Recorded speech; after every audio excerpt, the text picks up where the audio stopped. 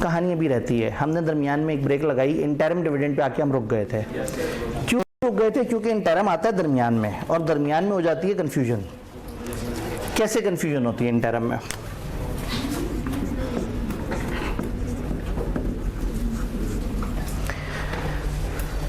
Final dividend तो हमेशा साल के एंड पे आना है, इंटरिम की कोई डेट फिक्स नहीं है, साल में कभी भी आ सकता है। तो साल के एंड पे एक बड़ी मीटिंग तो होनी ही होनी है, तो इसलिए हम हमेशा फाइनल डिविडेंड देते ही एजीएम में। एजीएम मतलब एनुअल जनरल मीटिंग, जो सालाना एक बड़ी मीटिंग हो रही है। तो डिविडेंड ने तो होना ही, फाइनल डिविडेंड ने आना ही एजीएम में।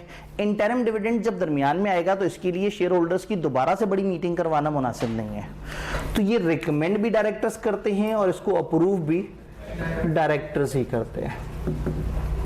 और डायरेक्टर्स कब करते हैं? अपनी एक मीटिंग में। तो नॉर्मली इंटरिम डिविडेंड के अंदर जो डेट ऑफ डिक्लेरेशन है वो काउंट होती है डायरेक्टर्स की मीटिंग का दिन। डायरेक्टर्स मीटिंग या बीओडी मीटिंग कहते हैं। जिस मीटिंग में उन्होंने ये फैसला किया कि हम इतना डिविडेंड देने लगे हैं, वो है डेट ऑफ डिक्लेरेशन, और वहां से गिनती शुरू होगी 10 वर्किंग डेज की। बात समझ आई? लेकिन एक अगला प्रॉब्लम, ये वाले भाई के पास जो है वो पिछले दिन 2 लाख शेयर्स थे, और इन्होंने वो 2 लाख शेयर्स जो है वो 7 वाले भाई को पिछले दिन सेल कर दिए। 7 वाले भाई सुस्त आदमी थे, उन्होंने अभी तक अपना नाम कंपनी के रजिस्टर में एंटर नहीं करवाया। ये बेच चुके हैं, शेयर उनके पास जा चुके हैं। उन्होंने चूंकि वो लेट हो गए, तो अभी कंपनी के रिकॉर्ड में पहले वाले बंदे का नाम आ रहा है। 3 दिन बाद कंपनी ने अचानक से इंटरिम डिविडेंड अनाउंस कर दिया, पर शेयर 3 रुपए डिविडेंड। इन्होंने 2 लाख शेयर 7 वाले भाई को बेचे थे, अब फटा हो जाएगा। नाम अभी भी इनका है और शेयर्स का असल मालिक कौन है? कानूनी मालिक दूसरा वाला है, लेकिन कंपनी के रिकॉर्ड में पहला वाला बंदा है, अब फटा पड़ जाएगा। डिविडेंड कौन ले? कंपनी तो अपने रजिस्टर में देखेगी, वो ये भाई साहब हमारे मेंबर आ रहे हैं, हम तो नहीं को डिविडेंड देंगे।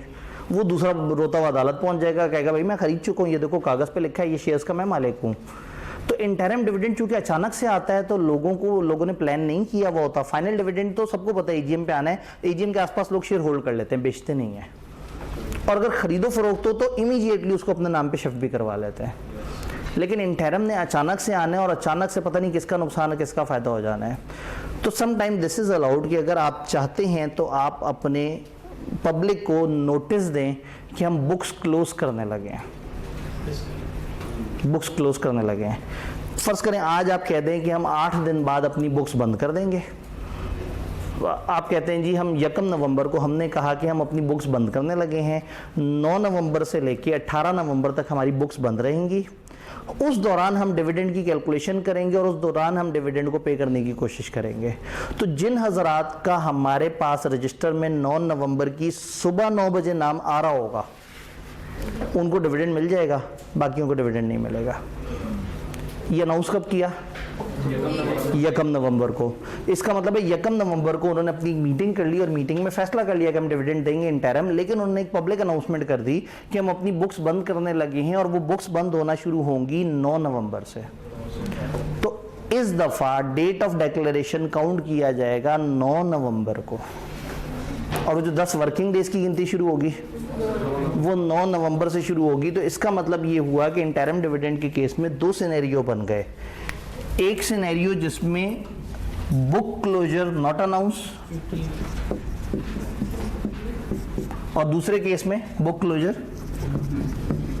अनाउंस्ड। जिस सिचुएशन में बुक क्लोजर अनाउंस किया होगा, उस सिचुएशन में डेट ऑफ डिक्लेरेशन होगी 1st day of book closure.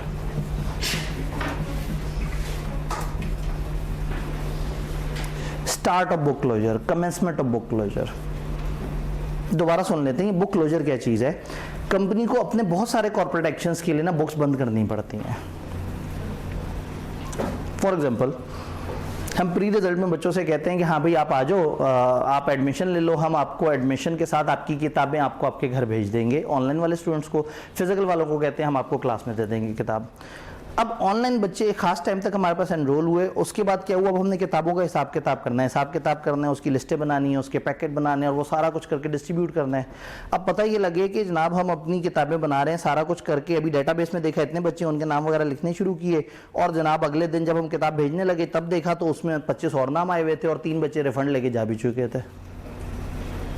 तो हम तो परेशान ही रहेंगे। तो एक टाइम आएगा हम मैसेज करेंगे भाईजान अब वापस जाने का रास्ता बंद हो गया है, अगर जाना है तो 2 दिन में वापस चले जाएं। 2 दिन के बाद जो लोग हमारे पास आ रहे होंगे हम उनको कंफर्म स्टूडेंट मान के और हम किताबें भेज देंगे।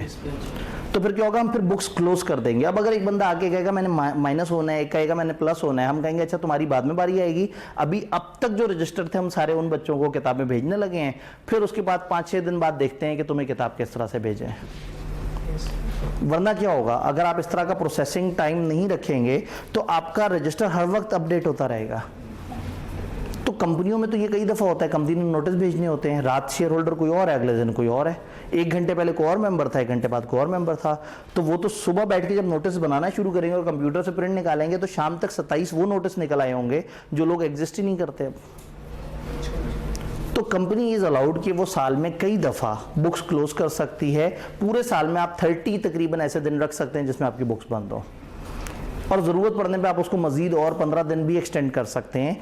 तो हर कंपनी के पास ये गुंजाइश है कि साल में ऐसे दिन रखे जब उसकी बुक्स क्लोज हैं। बुक्स क्लोज होने का मतलब है उसका रजिस्टर, शेयर रजिस्टर क्लोज है। इसका मतलब ये नहीं है कि नए मेंबर्स के आने पे पाबंदी है, जो मर्जी नया मेंबर आए, जो मर्जी जाए, ओके, उन 5-6-7 दिनों में बुक्स में कोई चेंज नहीं आएगी। अब क्या होगा, जब कंपनी अनाउंस करेगी तो कंपनी इनको नोटिस देगी कि जी हम 9 तारीख को अपनी बुक्स बंद करने लगे हैं। तो जो खरीदार है वो 9 से पहले अपने नाम का इंदराज करा लेगा, और 9 के बाद अगर ये बेच भी देंगे किसी को शेयर तो डिविडेंड इन्हीं को मिलेगा, क्योंकि 9 की सुबह 9 बजे रजिस्टर में उन साहब का नाम आ रहा था। तो क्या ये कॉन्सेप्ट बुक क्लोजर का समझ आया कि बुक क्लोजर क्या है? कहाँ कंपनी कर सकती है? देखिए, राइट इशू जब करना होता है, अकाउंटिंग पड़ी होगी थोड़ी सी राइट इशू की, तो देखिए हिसाब लगाना होता है किसके पास कितने हैं, उसको कितना मिलेगा।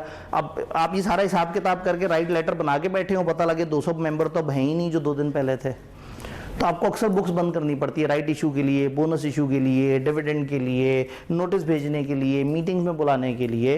तो कंपनी को इजाज़त देता है कि आप बुक क्लोज कर सकते हैं। इस वक्त हम इसलिए बुक क्लोजर को समझ रहे हैं, हमारा असल मकसद बुक क्लोजर समझना नहीं था, क्योंकि एक रूल आ गया कि if interim dividend is having book closure, तो फिर date of declaration is not date of directors meeting, this is date of commencement of book closure. तो आज की डेट में हमें ये समझ आया कि 3 तरह के डिक्लेरेशन है।